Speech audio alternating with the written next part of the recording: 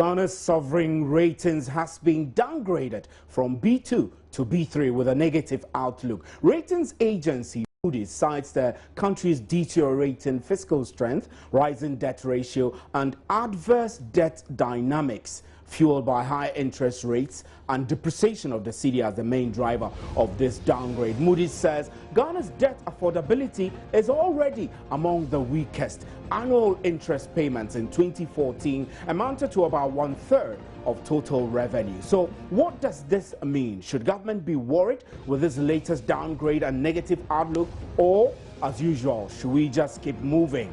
This is today's big story with me, Stephen Enti. Okay.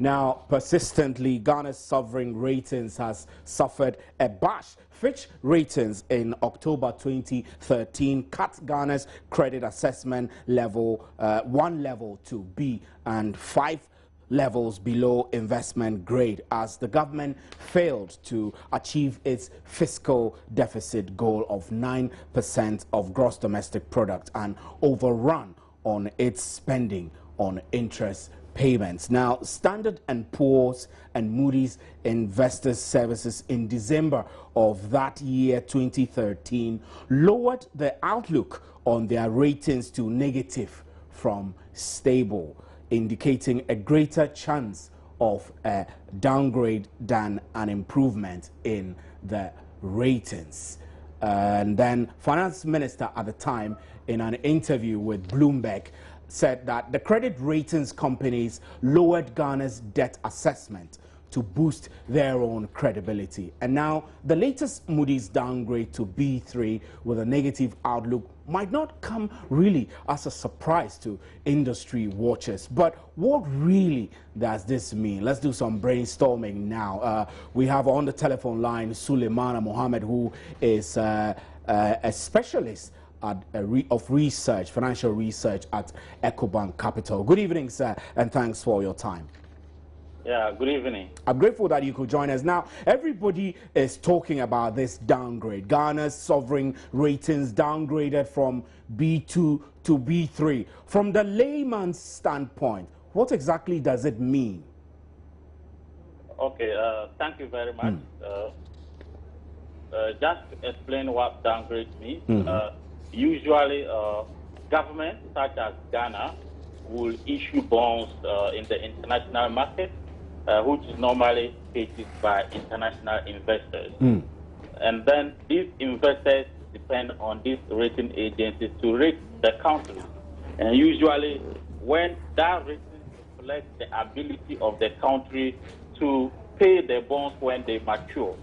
So when they rate you an investment grade, it means that when they buy your Euro bond and then it matures, it means that you will be able to pay.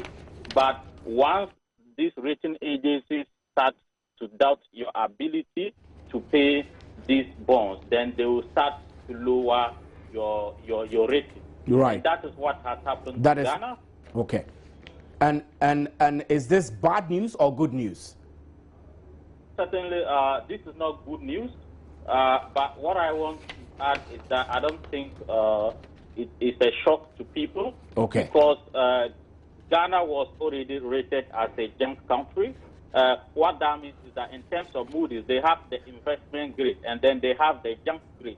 The junk grade is where it's a group of countries where that is below the investment grade. And within the junk grade, they have several levels of rating. So Ghana has just moved from one rating on the junk grade to another rating. Right, let me hold you briefly. I have Dr. Godfred Bokping, who is at the University of Ghana Business School, joining us on the telephone. Good evening, sir.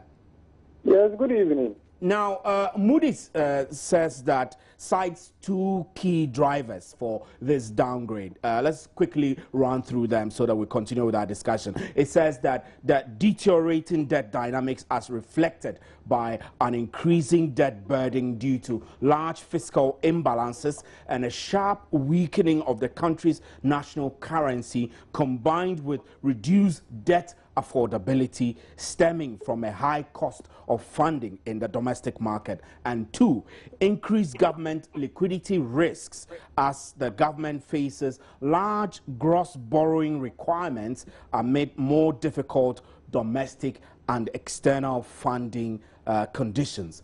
Are these a true reflection of Ghana's fiscal conditions? Largely, yes. Largely, it reflects the fundamentals of the economy. And it doesn't look good, right? No, certainly it doesn't look good. There's more work to be done. And because if you look at the statement that was presented last week by the minister, I mean, the physical balance actually jumped from 8.8 billion as per the 2015 budget to 9.4 billion Ghana cedis as per the revised because of the dip in the world oil price. Right. And usually when foreign debts are not aligned with foreign earnings, then you are exposed, and that is where we find ourselves. If you look at the domestic market, we are borrowing at around 26%, and certainly that is not sustainable. But government itself has indicated that the timetable for borrowing, and usually if you look at the budget deficit, it's an indication of the borrowing requirement of government. And that tells you that the government will be coming onto the market quite often to come and borrow, and therefore that will put an upward pressure on the level of interest rate. One thing that is also quite mindful is the fact that, you see, our generation capacity is in cedis, our servicing obligation is in dollars or foreign currency when it comes to foreign-denominated debt. And when the CD depreciates, it means that you need more CDs to be able to service those debts, and that is a further constraint on our revenue envelope. But more importantly, the threat to the real sector cannot be discounted because of the persistent energy crisis. And we don't seem to get it. We don't seem to get it because, look, firms are laying off workers, output is going to contract. All these things would end up affecting government's own ability to generate the much-needed revenue in closing the gap. So once output is going to contract, and we also expect that import will compress. Import will compress because of the slow activity in the economy, and that will also affect the revenue government will generate from all those entry points. So really, we are also looking at the IMF program, the intended benefit actually coming into effect in the medium term, not in the immediate. So in the next 9 months or so, we do not expect that a drastic reduction in the deficit can be accommodated given our current circumstances. And look, as we speak, we are not too sure when we are actually exiting this energy crisis. And that is unfortunate. Now, let me ask you, I mean, this is a punchy question. Is government rising to these challenges, and do you see commitment to return the economy to a sound footing? Yeah, the measures are clear. They have been outlined, and many of them are based on assumptions. And if the assumptions are relaxed, then we can't achieve those targets. There's risk. These are targets. These are not actual. Okay, so the extent to which we can actually implement these reforms and get the intended benefit really is also a challenge. Okay, it's also a challenge because, you see, we are in a certain crisis we are not exiting, and we haven't fully quite captured the effects of this persistent energy crisis, even on government revenue envelope, even on social vices, and the fact that we have to increase spending on security, okay, police to ensure, because people are being laid off. You understand that? Yes, that's and all these things, look, output volatility has implications for consumption volatility, has implications for income inequality, has implications for, poverty reduction.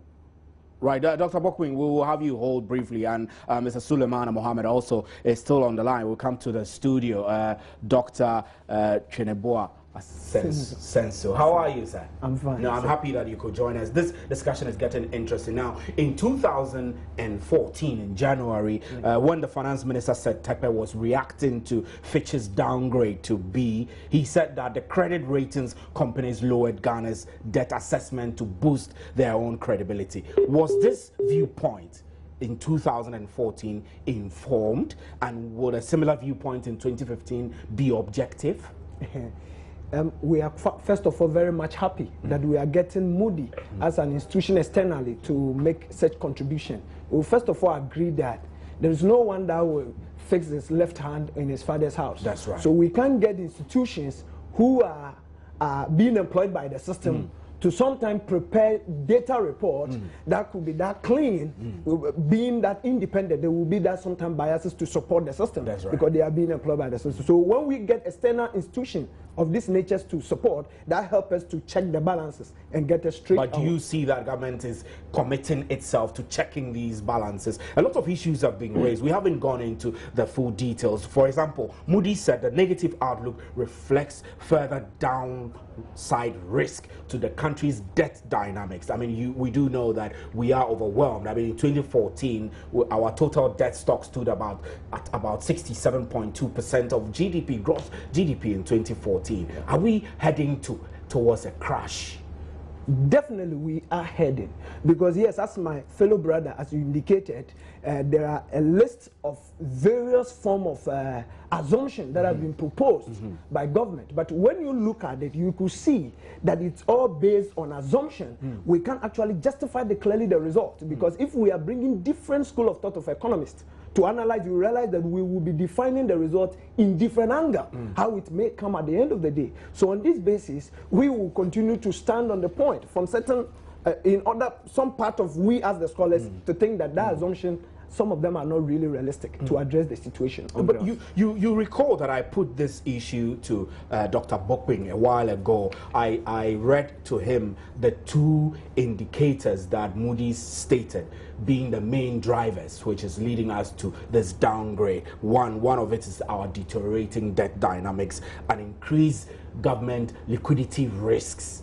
Yeah. I mean, going into 2015, the budget has been revised and government is expecting a loss of revenue of about $700 million. That's about 2% of GDP due to the reduction in global oil prices. Yeah. So these indicators, against the fact that the cedi is now depreciating further down. Now, today, the dollar stands at 3.75%. Yeah. With these challenges that we are facing, and then with the Moody's ratings, do you see that Ghana, we stand in a position to correct these imbalances and restore our country to a sound footing? Does it look feasible? The feasibility become a question when we are still finding ourselves in the energy crisis. We are complaining because you see, you can only be able to convince yourself that we can solve that when we are seeing productivity growing to meet the sort of the challenges that are available. Oh, so productivity is not rising to meet you the realize economic that challenges. Our productivity is rather deteriorating. How so? Yes, because if more of the corporations are laying off, Coca-Cola is laying off some workers. Laying off some workers, then it's also clearly indication that their output is going to reduce. It's also indicating that more of these people that are being laid off are going to be burdened onto the system. So at this point, as he indicated, then we are also going to promote in economic angle, going to have all this crisis, what we call the malfeasance and those deviant behaviors. That again, we need to spend money to the police to help in assaulting for the security issues. So in these cases, we realize that our system is deteriorating. It's deteriorating. Let me get onto the telephone line.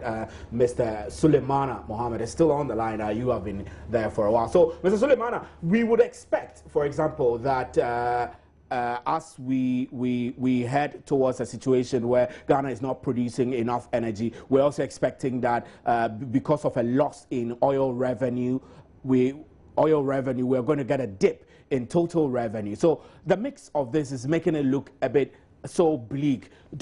Tell me, I mean, in your estimation, I'm sure that you have been doing lots of analysis and research. What can we do right as a country? What kinds of policies must be put in place, for one, to address these fiscal imbalances and stop the depreciation of the currency so at least we can get some breather? Thank you very much. In terms of the policies, basically, one of the key issues driving the depreciation of the currency has been that we are an import-driven economy where we import for wholesale and retail. And so the pressure has mainly come from importers needing dollars to pay their bills. So obviously, we've been talking about this for a long time, about the need to reduce our imports and boost our exports.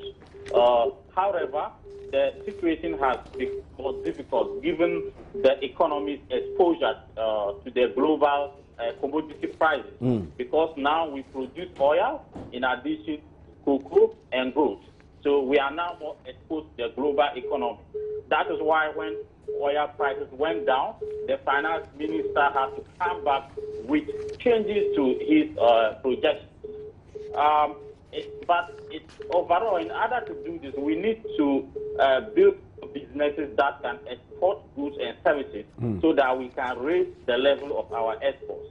So that we can, and in that case, we will be able to raise enough foreign exchange to support the importers, basically. But the key thing is that we need to boost the level of our FX reserves.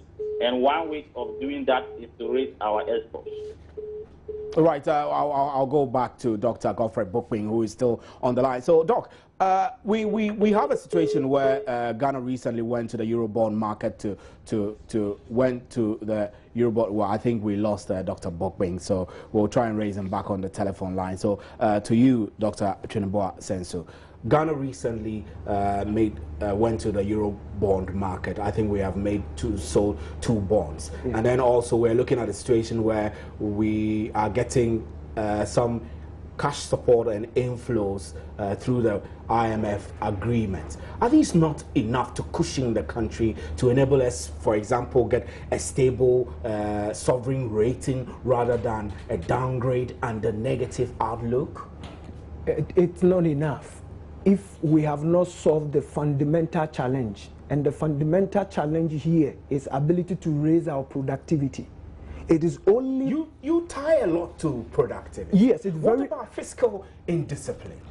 You see... What about over-borrowing? As of now, when you even ask me, the intervention of IMF to support our system, I always call it that. Yes, it may relieve us within a period of time, but it's not sustainable. And we have that track record of history of support of IMF that were just for a short benefit, but they are not sustainable. Because the issue here is you cannot continue running a system where you are investing more of infrastructures, but it is not well driven with productivity to support it. And where we have again moved to another level of challenge, where energy crisis is making productivity very low.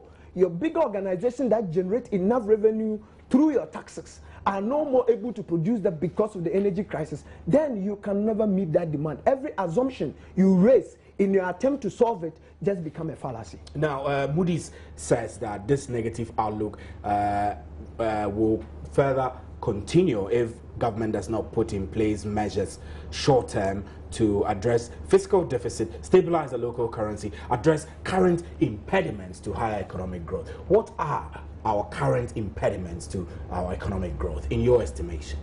One, we are not being innovative in addressing situation.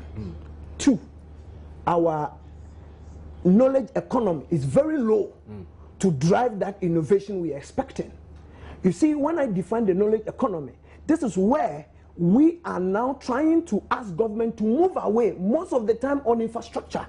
You could then make that infrastructure to be more of a private partnership effort by the government, but rather government focusing on... So you mean that we should balance the improvement in infrastructure with improvement in knowledge? Is knowledge enough, or knowledge and its application leading to innovation? Exactly, knowledge and its application. And government spending much in research and development. We've got to make our action leading to policy making be clearly sound, supported with clear principles, not try and error. Not try and error. Try and error. Right. That is the challenge we find Let me quickly ourselves get to Dr. Godfred Bokpin, otherwise we will lose him. He's with the University of Ghana Business School. Thanks for coming back on the line. Now, I put a question to Dr. Trineboa Senso from the Bastiat Institute. I was concerned. I asked a key question whether Ghana's recent sale of Euro bonds going to the bond market 2 times, and our agreement with IMF, which is going to bring in at least almost $1 billion in support.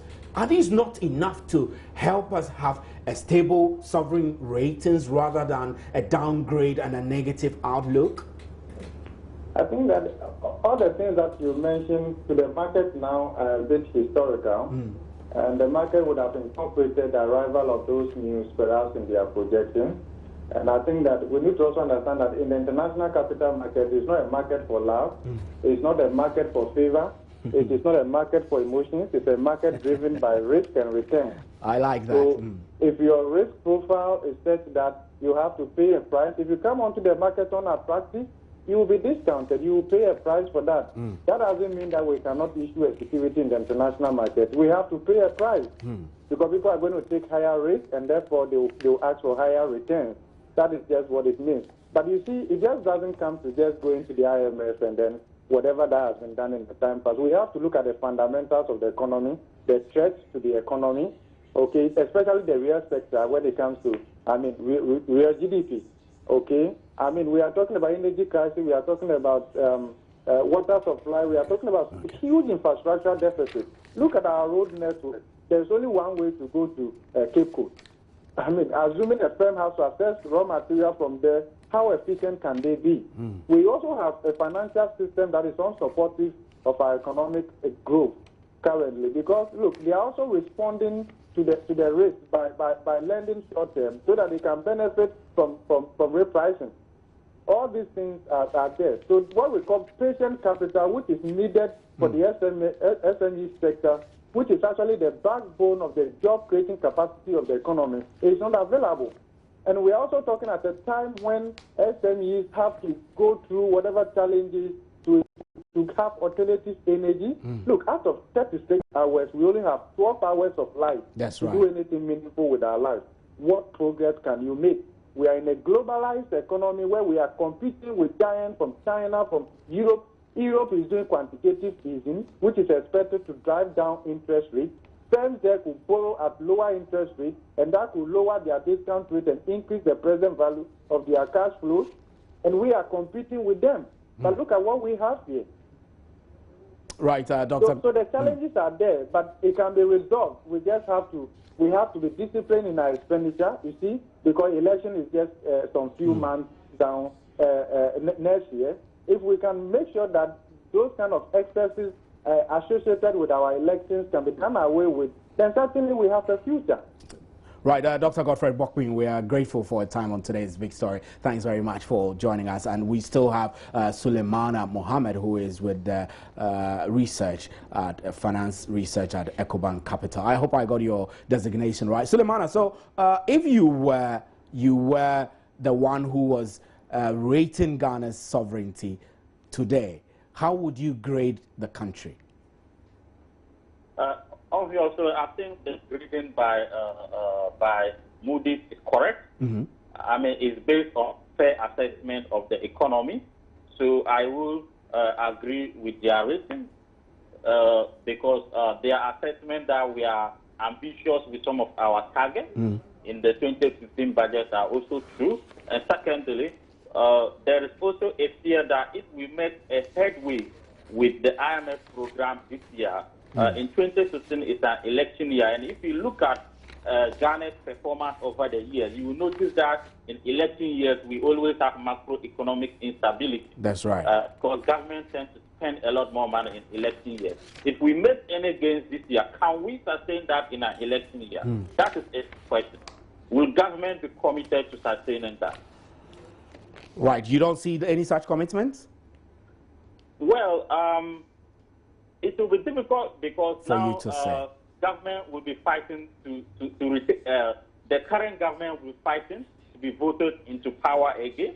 And when it comes to elections, if you look across Africa, generally, in election years, government tends to spend more money, notwithstanding other issues in the economy.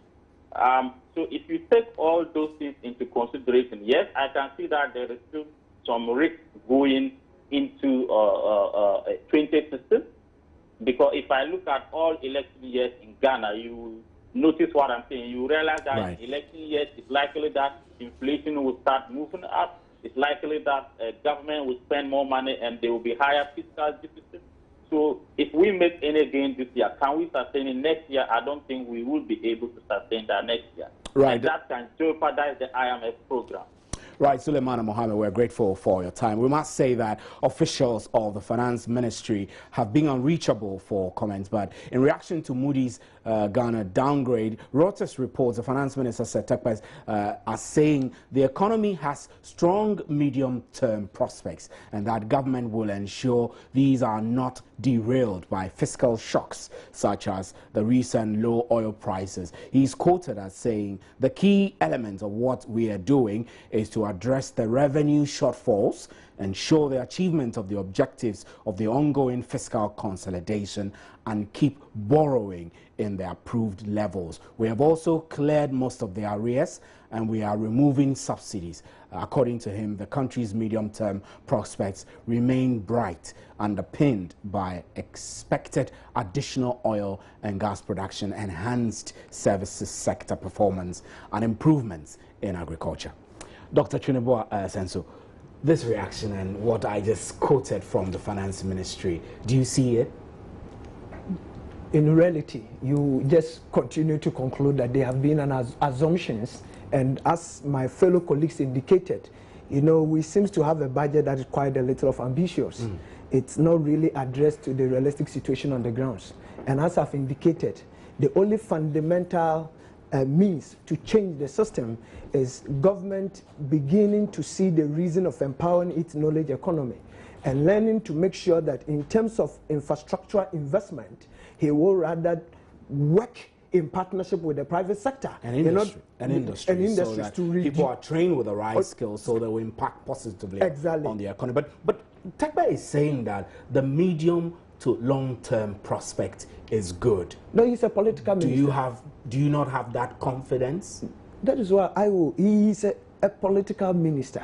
So definitely, you don't expect him to downgrade their government in whatever they are arguing their case out and trying to paint a certain color to the external, because they are internal. So definitely they will fight for their own argument. But you know, Claire, we are outside and we know what happens on the ground and make analysis from the top and the down, and clearly to indicate that it's an ambitious, they are fallacy. Dr. Chineboa Senso is with the Bastiat Institute. My name is Stephen Anti, and thanks to you all, Dr. Bokwin and Suleiman Mohammed, for joining us on the telephone for such a great interaction. We'll be right back with Joy News Interactive. Do stay.